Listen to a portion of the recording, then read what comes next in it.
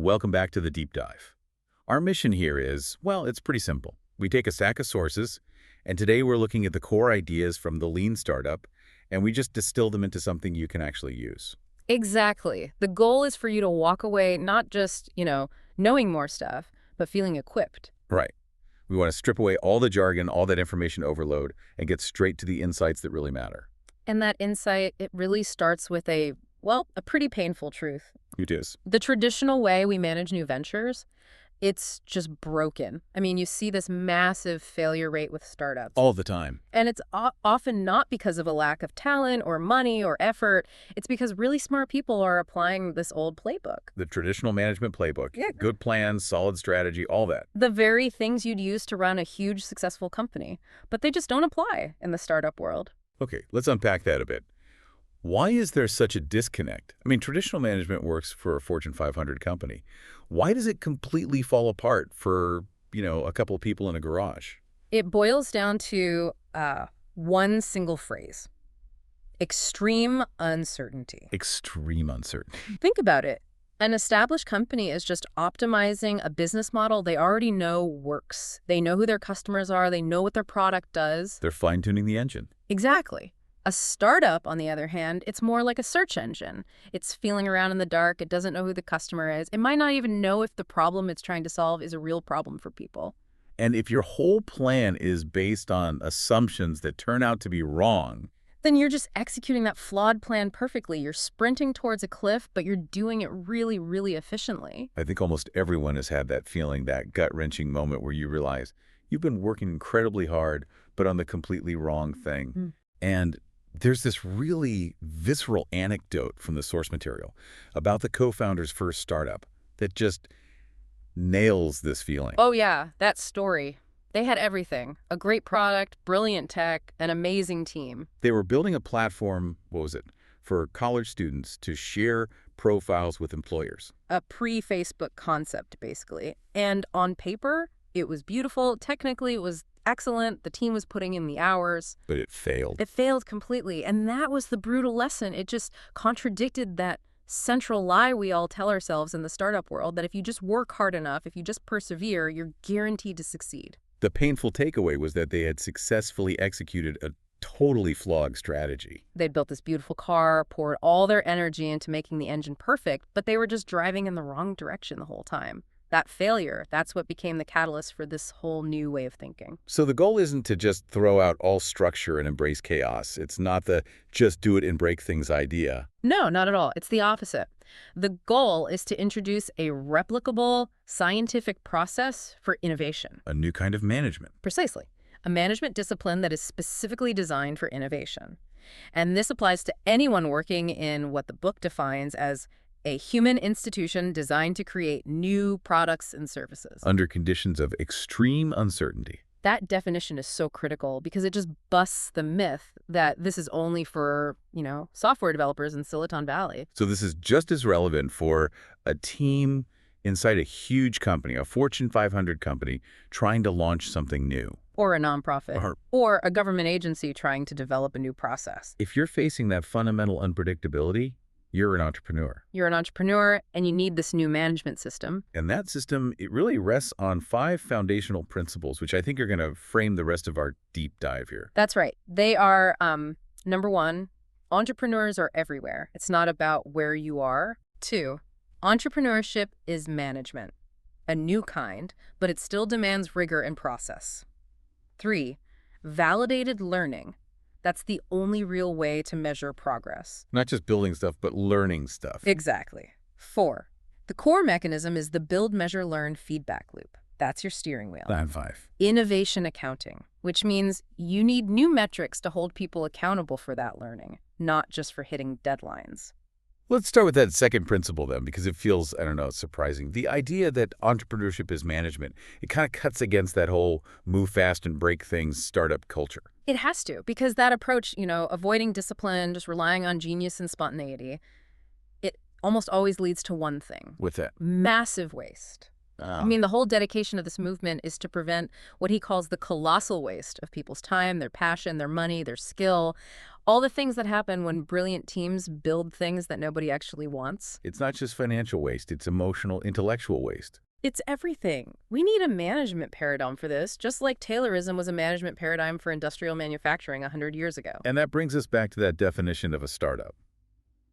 A human institution designed to create a new product or service under conditions of extreme uncertainty. Yeah, it's a definition that's specifically designed to be inclusive. It gets rid of the barriers. It doesn't matter what your size is, what industry you're in, what sector. If you're dealing with uncertainty, you're a startup. And innovation is just as broad. Just as broad. It can be some huge scientific discovery, sure, but it can also be a new business model or just repurposing some old tech in a new way, or even just bringing a product to a market that's been totally ignored. So if I say open a pizza shop, and it's exactly like the one down the street, and my whole focus is just on being more efficient. Then you're not really a startup in this context. Because the risks are known. The model is understood. Correct. Your success depends on execution, on optimization, not on innovation and discovery. This idea of the internal entrepreneur is so fascinating, especially inside these huge companies. Let's take Intuit. They make TurboTax, QuickBooks. They are the poster child for excellent traditional management. So where did they get into trouble? Intuit was brilliant, but they struggled with disruptive innovation. They were masters of what's called sustaining innovation. Making QuickBooks a little bit better every single year. Exactly. But when a low-margin, riskier idea came along, something that didn't fit their current business model, their internal systems would just naturally kill it. It's the classic innovator's dilemma. Management was looking at these huge investments in new products and seeing a really meager return. That sounds like a really frustrating kind of organizational muscle memory. It is. So how did they break out of that? How did they use these lean principles with the SnapTax example? Well, SnapTax was their attempt to simplify tax form collection, and they immediately ran into that extreme uncertainty. The first idea was that customers would scan their W-2 forms. Okay, seems logical. But it didn't work. So the team went out, they watched customers struggle, and they pivoted. They started suggesting people use their cell phone cameras instead. But that wasn't even the big insight, was it? No, the real insight came from just observing people. Customers didn't just want a photo tool. They started asking, hey, can I just finish my entire tax return on my phone? That is a huge pivot. That's not something you could have planned for. It came from watching real messy human behavior. Exactly. And Intuit's leadership, they did two really smart things. First, they put together a small SnapTax team from inside the company. And second, they gave them what they called an island of freedom. So they were sponsored by executives, but isolated from the day-to-day pressure of the main company. It insulated them from that suffocating, execution-focused part of the organization, and that freedom allowed them to chase these disruptive ideas. And the metrics for success had to change. They stopped measuring whether the team followed the original plan. And started measuring them on validated learning and, actual revenue from these new disruptive products. The results were pretty staggering, right? Staggering. Before this, a successful new product at Intuit took an average of 5.5 years to hit $50 million in revenue. Wow. After they adopted these principles across the board, they started generating $50 million from offerings that didn't even exist 12 months before. From 5.5 years to under 12 months. Think about what that means. They proved you can manage innovation, but it requires senior leadership to invest in the systems that let you build, deploy, and analyze tests faster and faster. That kind of acceleration it's transformative. And it ties right back to that core metaphor you mentioned, the two feedback loops in a startup. Let's use that car analogy to really break it down. Right, so you can think of a startup as having these two critical loops. The first one is the engine loop. The engine loop. This is the fast, internal part, the combustion cycle, the timing inside the engine itself. This is your product development, your optimization, making their small, incremental improvements. It's the work of just making the product run smoothly. And this is what traditional management is great at. It's optimization. But if that's all you're focused on, You fall into that trap we talked about. Achieved failure. You have a perfectly tuned engine, but you're driving to the wrong city. because the steering is missing. The second loop is the steering loop. This is the driver constantly adjusting the steering wheel based on what's actually happening outside the car, the road, the traffic, the destination. That's the build, measure, learn loop. That is the build, measure, learn loop. It's your external reality check. If you only focus on the engine, you might perfectly execute a plan that predicted millions of users, only to find that nobody cares about your product. The BML loop is designed to give you that constant, low-cost feedback. So you can make these little course corrections. Or if the data is telling you you're really off course, you can make a radical, sharp turn, and that's what we call a pivot. Okay, so that steering loop, build, measure, learn. It's completely dependent on its central idea, which is validated learning. This feels like the philosophical core of the whole movement. The idea that a startup's progress isn't measured by what it builds, but by what it learns. It's the ultimate antidote to that achieved failure problem. I mean, if we measure success by milestones, features shipped, deadlines hit, but nobody wants the final product, then all of that efficient work was just waste. The most important job of a startup is to learn. To learn, and that learning has to be validated. It has to be backed up by real-world empirical evidence from actual customers. So we're throwing out gut feelings and detailed 5-year plans and replacing them with scientific experiments to figure out which of our ideas are true and which are, well, just crazy. Exactly. And the reason this focus on waste is so critical is really driven home by the founder's second startup experience. IMVU, the 3D instant messaging service. Right. They poured everything they had into this huge, technologically complex vision. And they spent endless hours just arguing about the little details, the bugs, the quality of the product. They were convinced that if they launched too early, they'd get destroyed in the press. They were imagining these headlines like, "Inept entrepreneurs build dreadful product." But the reality was much more humbling. The reality was, as he says, and then nothing happened. Ouch. All their worries about quality were completely irrelevant because customers never even got far enough into the product to see the bugs. The initial idea, the way they positioned it, was so flawed that it just didn't engage anyone. They set a revenue target, right? Something aggressive but measurable. $300 in the first month. Did they hit it? Barely. And only by pretty much begging their friends and family to sign up. And this is the psychological trap they fell into. They were improving the product every single day, fixing bugs, polishing features. They were busy. They were working hard. Immensely hard. But for 7 months, customer behavior, the usage, the retention, the money coming in was completely flat. It was just this deeply frustrating experience of working efficiently on a broken strategy. So how did they finally break out of that engineering-only mindset and figure out what was actually going on with their customers? They used a principle from lean manufacturing, a Japanese term, Genshi Genbutsu. Which means? It just means go and see for yourself. They stopped staring at their web analytics and they started doing in-person interviews, actually watching customers try to use the product. And what was the deep psychological insight that came out of those face-to-face meetings? They found the absolute deal breaker for their whole strategy. IMVU was designed as an add-on for instant messaging, so it required you to invite your friends to use it with you. It relied on network effects. Totally. But as one 17-year-old girl told them, the product was just too weird, it required too much explanation, and she flat out refused to invite anyone because she didn't want her friends to think she was uncool or weird if they didn't like it. The psychological barrier to getting someone to adopt this thing was massive. So the founders were all in on a social product, but the customers wouldn't risk their own social capital to help it grow. Yeah. That completely flips the strategy on its head. It demanded they solve the single-player experience first, which was something the team thought was nonsense for a social product. And it revealed how much effort they had wasted. Oh, immense waste. They had sunk all this time into building interoperability for a dozen different IM clients, all these features that were never even discovered because that core, unpested assumption that people would happily evangelize an unproven product was completely wrong. The lesson was, could we have learned this critical thing with far less time and money wasted? And that leads directly to the core solution, the minimum viable product, or the MVP. So let's define what an MVP is, and maybe more importantly, what it's not. The MVP is not the smallest product you can build. It's not about having the fewest features. It is the fastest way to get through that build, measure, learn loop with the absolute minimum amount of effort. It's the smallest possible experiment to test your biggest, riskiest assumption. Exactly. And the reason MVPs work is because they're not for everybody. They target a very specific type of customer. The early adopter. Precisely. Early adopters are the people who will accept, in fact, prefer an 80% solution. They have a pain point so acute that they're willing to use their imagination to fill in the gaps of an incomplete product. Any extra polish, any feature beyond what that early adopter needs to solve their problem Is waste.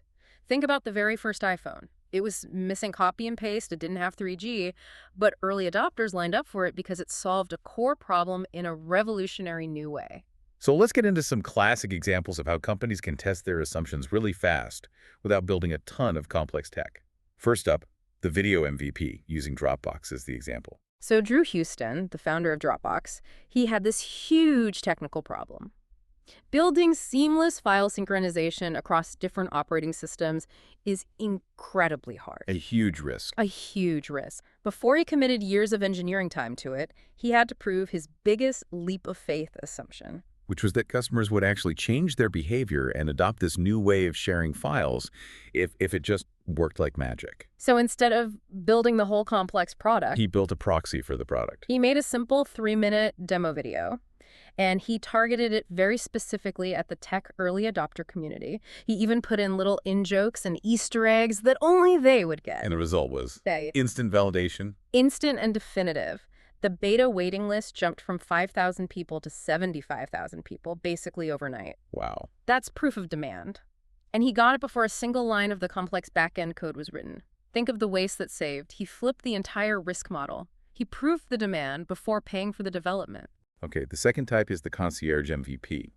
And the example here is food on the table, a meal planning service. Right.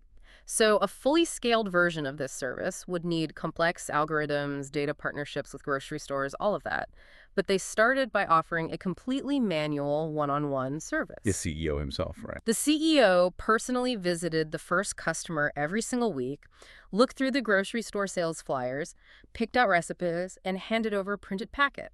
And then he collected a $9.95 check. That sounds completely insane from a scalability perspective. Why was that manual, inefficient process so valuable? Because it generated invaluable qualitative learning. It forced the founders to understand the customer's real motivations, their exact pain points, what they would actually pay for, without the filter of imperfect software getting in the way. So they learned which stores mattered, what kind of recipes worked. How much friction the customer would put up with. They avoided the massive waste of building a beautiful piece of software that solved the wrong problem. And the third type, the Wizard of Oz MVP. This is where the customer thinks they're using technology, but it's really humans behind the curtain. Yeah. Tell us about Aardvark. Aardvark wanted to build a search engine for subjective questions.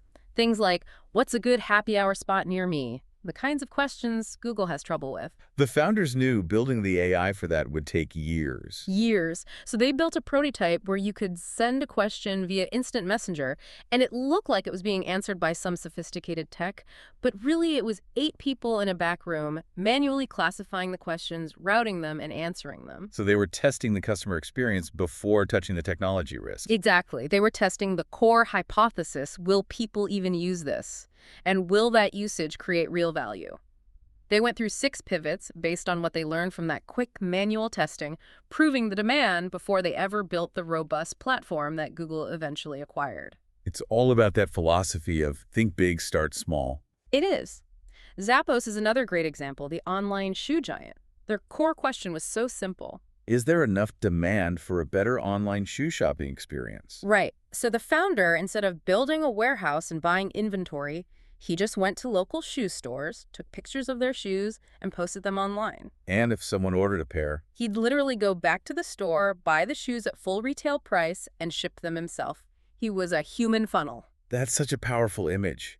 A founder literally walking the streets to serve his first customer, validating demand one pair of shoes at a time. It was all about qualitative interaction, about observation. He wasn't using abstract market research. He was seeing real customer behavior, how they handled returns, how they paid, what support they needed. And that hands-on learning was what justified building the massive, complex logistics system later on. So the need for this kind of rapid learning through MVPs leads us straight to the next big question.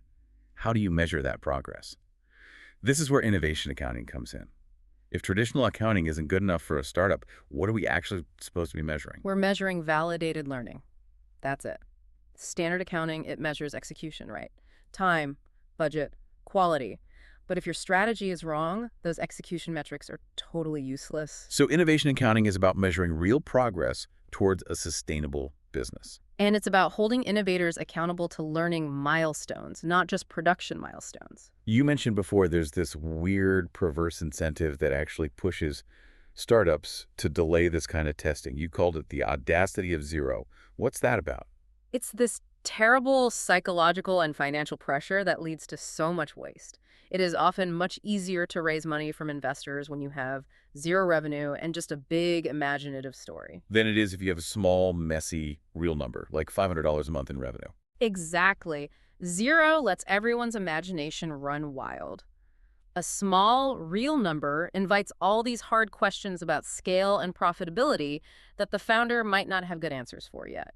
So there's this pressure to put off getting real data until you feel certain of success, which of course is impossible when you're dealing with extreme uncertainty. And that postponement is where all the waste piles up. Innovation accounting is the antidote to that. It demands objective, validated learning as the report card. It forces you to confront those small, real numbers early. And to make sure that reporting is objective, we have to be crystal clear on the difference between vanity metrics and actionable metrics. Vanity metrics are those feel-good numbers that don't actually help you make any business decisions. Total website hits, gross number of customers, total downloads. They create what the book calls success theater. Right, everyone's celebrating these big aggregate numbers. But when those numbers suddenly drop, you get what's called the 5 blames. Marketing blames engineering, engineering blames design. Because nobody can actually trace the cause and effect. Whereas an actionable metric has to show a clear cause and effect relationship. It has to come from a specific action you took, and it has to be understandable, accessible, and auditable. And the essential tools for getting these actionable metrics are cohort analysis and split testing. Cohort analysis is absolutely crucial. It means you track the behavior of a specific group or cohort of users who all start using your product at the same time. This isolates the impact of any changes you make after they've arrived. Let's go back to IMVU to see how this worked in practice. How cohort analysis forced them to make that pivot we talked about. Yeah. They were running these tiny $5 a day Google AdWords campaigns. Yeah, just to get a steady trickle of new customers so they could track their behavior. And they track their funnel metrics every day: registration, download, repeat usage, and finally, purchase. And at first, it looked like they were making progress. Huge progress, they thought. They saw engagement among new users go up 4-fold. The percentage of customers who used the product multiple times was growing like crazy. That felt like success. But when they looked at the one metric that really mattered, the percentage of paying customers, it was just stubbornly stuck at 1%. A completely flat line for 7 straight months, even though they were making thousands of little improvements to the product. That's got to be a demoralizing piece of data. It was the single most actionable metric they had. It was screaming at them, your efforts to optimize the current product are doing nothing for your business model. It meant the core strategic assumption was flawed, and they had to pivot. They couldn't blame the market, they couldn't blame old mistakes, because they were looking at brand new cohorts every single day. Rocket, the test prep company, is another great example of using split testing to really validate your assumptions about what's valuable. The Rocket team was super disciplined. They were using methods like extreme programming, but at first they were still focused on vanity metrics. Once they started split testing, A/B testing, everything changed. What was the first big learning? They realized that a lot of the features they assumed were making the product better features that engineers and designers had poured tons of time into had absolutely zero measurable impact on customer behavior or how well students learned. Just that insight alone saves so much wasted engineering time. But the testing also led them to a bigger strategic insight, right? It did. The team had been heavily focused on social study tools. They just assumed students wanted to collaborate. But when they tested a really intensive solo studying mode, it turned out to be extremely effective. So the learning was that students needed a choice. The validated truth was that students didn't prefer one over the other. They needed the option to switch between social and solo modes. And that one insight totally redirected their product roadmap. There's also that really subtle but fascinating lesson from their lazy registration test. Lazy registration is like standard best practice for web design, right? Yeah. You let the user try the product before they have to sign up. It is. So Rocket tested that against the complete opposite. Required upfront registration, where you had to sign up based only on the marketing pitch before you ever saw the product. And the result was? Shocking. The customer behavior registration rates, retention, activation was exactly the same for both groups. Wait, if the behavior was the same, what did they learn? The learning was profound. It meant that customers were making their decision to commit based on the marketing and positioning, not on their initial experience with the product itself. Therefore, all the complex engineering they had put into creating a smooth, lazy registration flow was complete and total waste. Innovation accounting tells you where you should be investing your effort based on real cause and effect. Okay, so we've got the build, measure, learn loop as our steering wheel, and innovation accounting is our dashboard. But the biggest challenge for any entrepreneur is still deciding when to make that sharp turn, when to pivot, and when to just persevere. The pivot is that structured course correction. It's a fundamental change in your strategy. Yeah. You're testing a new core hypothesis about your product or your business model or your engine of growth. But you're still committed to the overall vision. Right. And it's critical to remember this isn't some automatic formula. It takes human judgment, it takes courage, but it has to be backed up by metrics that prove your current path just isn't working. Let's use Vodazon, the political social network founded by David Benetti, to see how these rigorous metrics can force you to see the need for a pivot. Vodazon's initial MVP was a social network for verified voters, built fast and cheap. And the initial numbers, they were pretty low, 5% registration, 17% activation. Okay. So after a couple months and a little bit of optimization, David improved those numbers dramatically. He got up to 17% registration and 90% activation, and that felt like a win. But the deeper metrics, the ones that really matter for growth, they told a different story. They did. Retention was only at 5%, and referrals were at 4%. And this is the classic definition of being stuck in the land of the living dead. You have just enough success to keep going, but not enough to ever really take off. Exactly. David spent 8 more months and $20,000 optimizing everything he could think of, and those key growth metrics, they barely moved. That flat line was basically screaming at him to change strategy. So what was his first pivot? He looked at qualitative feedback. Users kept saying they loved the voter verification aspect and they loved being able to contact their elected officials. So he did a zoom-in pivot. He threw out almost everything else Yeah. and made one feature contacting officials, which he called Add2Gov, the entire product. Right. The new hypothesis was that he could get transactional paid growth from activists. And what happened to the metrics after that first pivot? They shot through the roof. Okay. 42% registration, 21% retention, and a stunning 54% referral rate.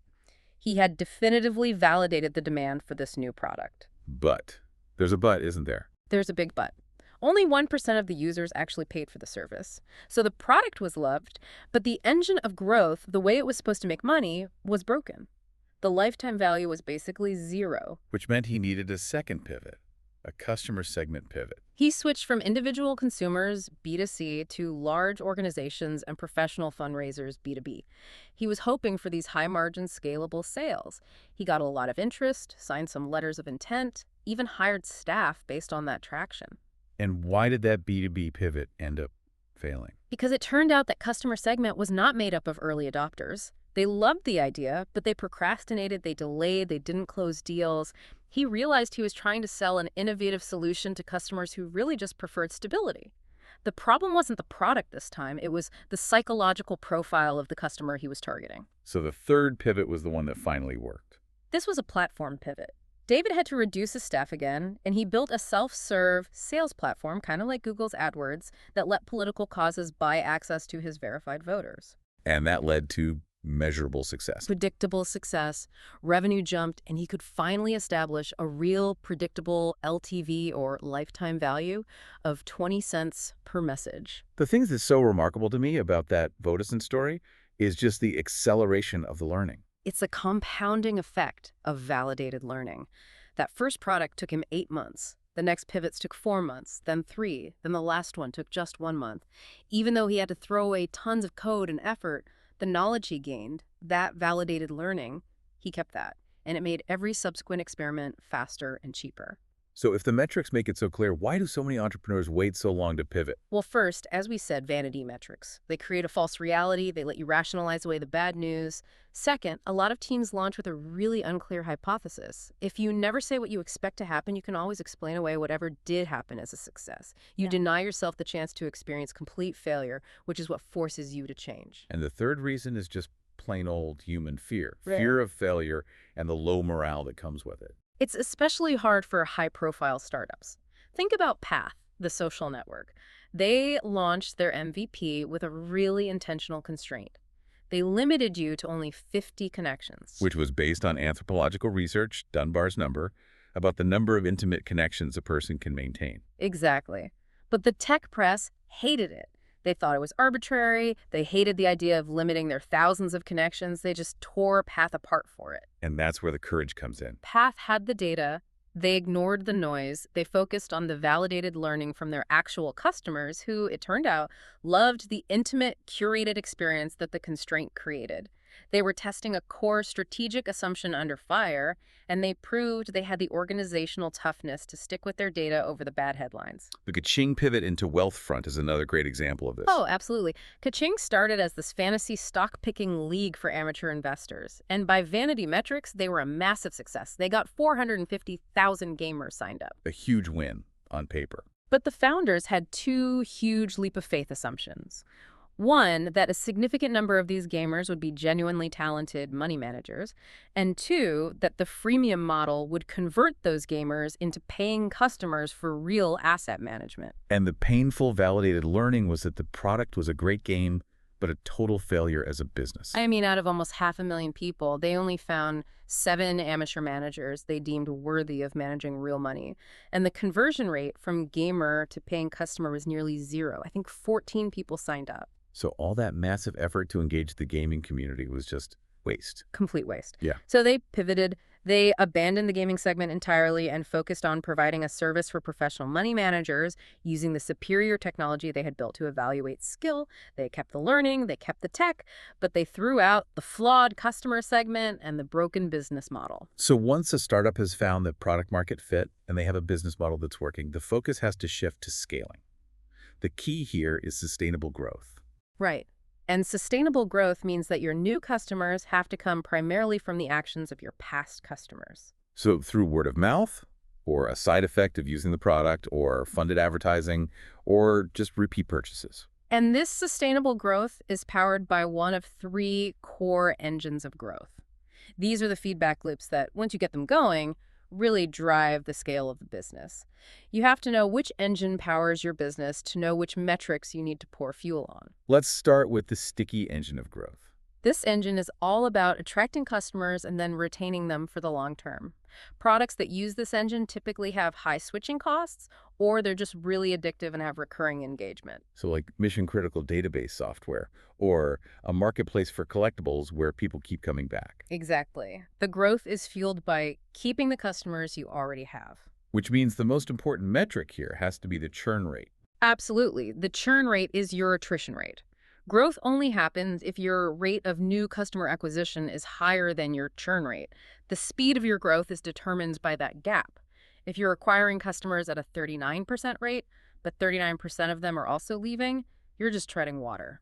The solution isn't more marketing. No, the solution is to make the product more engaging, more essential, to drive down that churn. Okay, next up is the one that everybody seems to be chasing. The viral engine of growth. This is the holy grail. Growth just happens automatically as a side effect of people using your product. Think PayPal, Facebook, Hotmail. So customers aren't necessarily evangelizing the product. Their use of it exposes it to new people. You can't use a social network without involving someone else. The core metric here is the viral coefficient, which is represented by the letter K. So explain K, what makes it the magic number? K is the average number of new users that each of your existing users successfully recruits.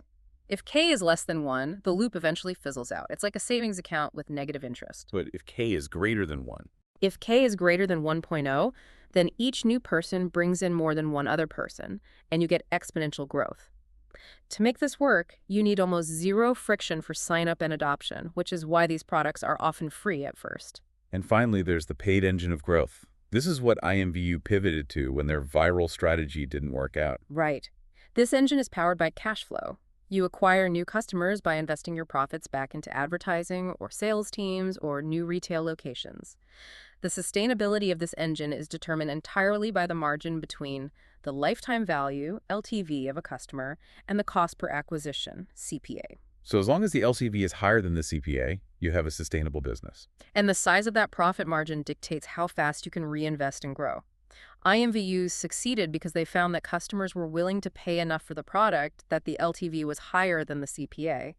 That proved the paid engine was their real path to scale, not viral growth. So as a company starts to scale using one of these engines, the big challenge becomes holding on to that agility, that speed that made them successful in the first place. How does an adaptive organization scale without just becoming another big, slow bureaucracy? It focuses on the really counterintuitive power of small batches. This comes straight from lean manufacturing. Mm-hmm. Think about the classic example of stuffing envelopes. Yeah. If you fold all 10,000 letters first, a large batch, and then you discover they don't fit in the envelopes, you have 10,000 pieces of rework to do. A disaster. But if you complete one envelope at a time, a small batch, you find the flaw immediately after the very first one. You stop the waste and you fix the process instantly. And its principle just accelerates that validated learning loop. In software, the extreme version of this is continuous deployment. Companies like Wealthfront, even in a highly regulated industry like finance, they deploy a dozen changes a day. They can only do that because they've invested in automated systems that can instantly spot a defective change, block it, and notify the team. Learning from your customers faster than your competitors becomes the ultimate advantage. The QuickBooks case at Intuit is the perfect example of the cost of the old large batch approach. They were on that annual cycle. Right, their traditional waterfall process meant months of planning, then 6 to 9 months of building, and you only got real customer feedback after the big launch. In 1 year, they shipped a new online banking system that was technically perfect, but it took customers 4 to 5 times longer to do their work. And that led to a massive 20-point drop in their Net Promoter Score. It was a classic achieved failure that took 9 months to fix because the batch size was so enormous. So how did they break that deeply embedded organizational muscle memory? They did a radical restructure. They got rid of their large specialized teams and created these small cross-functional teams of 5 people who worked in short 6-week cycles. But the critical investment was in technology. They poured resources into virtualization that let customers test beta versions without risking their real financial data.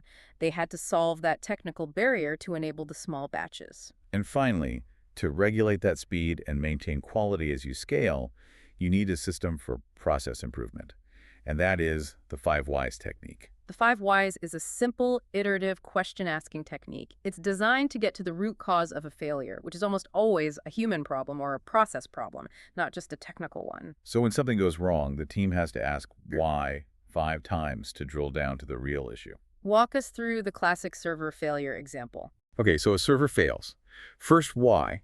Why? Because an obscure subsystem was used incorrectly. Second, why? Why? Because a new employee didn't know how to use it. Third, why? Why? Because he wasn't trained on it. Fourth, why? Why? Because his manager is too busy for proper onboarding. Fifth, why? The technical problem, the blown fuse, has now been traced back to a managerial problem, a lack of a proper training structure. And the genius of this is that it forces the organization to make an investment in prevention that is proportional to the cost of the problem. Exactly. The adaptive organization invests in fixing that root cause. The more often a mistake happens, the more resources you have to invest in preventing it. And that investment in prevention is what actually allows the team to speed up over time because you're eliminating systemic flaws. The rule is simple. Be tolerant of any mistake a first time, but never allow the same mistake to be made twice. It reframes failure as a systemic learning opportunity, not a personal screw-up. This has been a dense, but I think a hugely insightful deep dive. Let's try to synthesize the core philosophy for you, the learner. The world of entrepreneurship, it requires a new kind of management, one that's built for discipline under uncertainty. You have to replace all those fuzzy assumptions with validated learning. You have to constantly steer with the build, measure, learn loop, and you have to measure your real progress using innovation accounting, relying on those actionable metrics like cohort analysis. And maybe most importantly, you have to have the courage to execute a pivot when those metrics tell you you're flatlining, before you sink even more resources into a flawed path. The ultimate goal here is the elimination of waste. Not just money, but the waste of people's time, their passion, their skill. It brings us back to that great Peter Drucker quote. There is surely nothing quite so useless as doing with great efficiency what should not be done at all. By embracing this scientific method, we're just trying to make sure our efficiency is pointed at solving real problems for real people. Historically, all these big management revolutions were led by engineers applying scientific rigor to work. But a lot of those systems became really rigid. They kind of lost sight of the human element. The lean startup methodology, it feels like it offers organizations these organizational superpowers. It makes those hidden fundamental hypotheses testable, hmm quantifiable. But we have to make sure we don't just reduce it to a bunch of catchphrases. We have to keep that scientific rigor. State your clear hypothesis. Define the metric that will prove or disprove it. And then go test that prediction with real customers. So here's the final provocative thought for you to chew on. The next revolution in management is really waiting for us to figure out how to work more effectively under uncertainty. So in your next project, doesn't matter if it's launching a new division at work or just building a small side product, what is the biggest unknown assumption you are still taking for granted about your customer, your product, or your market? And more importantly, what is the smallest, cheapest experiment you can design to go test that assumption today? Stop executing, start searching, and get out of the building. Thank you for joining us on the deep dive. Apply these principles and we'll catch you next time.